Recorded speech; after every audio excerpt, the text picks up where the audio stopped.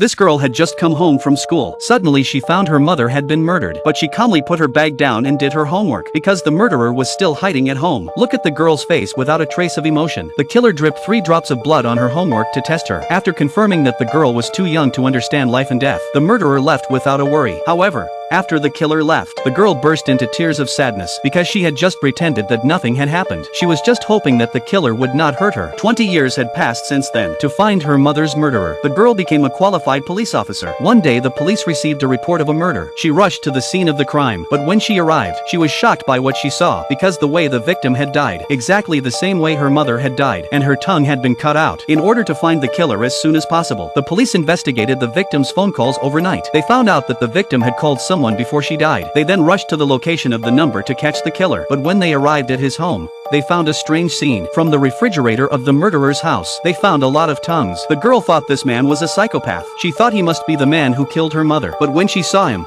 she denied it because he was only 20 years old at the time. Her mother's death was 20 years ago. It couldn't have been her mother's murderer. But when the police came to the prison later to investigate further, something unexpected happened.